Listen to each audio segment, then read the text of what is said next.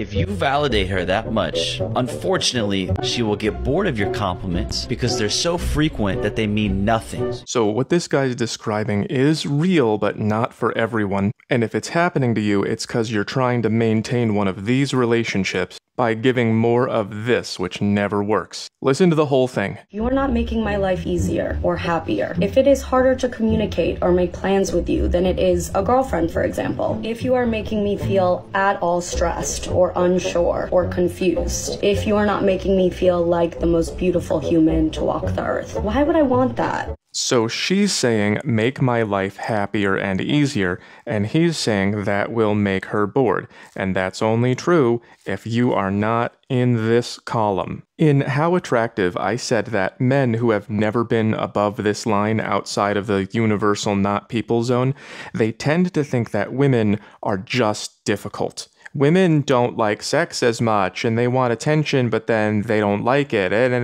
But if you have been above this line, which remember, it's relative, you can break through easier for someone with lower standards. If you have been above this line, you know how not true that is. So you can make up for being less attractive by putting in more work. That works. Just not the way you want it to. It makes her feel more obligated, not more attached. If this is how she feels about you, you can give her all the attention in the world and you will not move out of this zone. If you're here, if you're somewhere in this zone and you're trying to keep her with this, she might get icked out a little. That's what this old video was about. Some guy said women hate love, and that's not true. They hate love that makes them feel obligated, but they want love that makes them feel adored by someone they adore. Ideally, you want both, because this by itself you get polyamory, and this by itself you get a prisoner. A lot of guys think about it wrong. They go, how can I get the hottest possible girl? And step one is to max out your looks. But after you've done that, you should just be looking for someone who feels this way about you.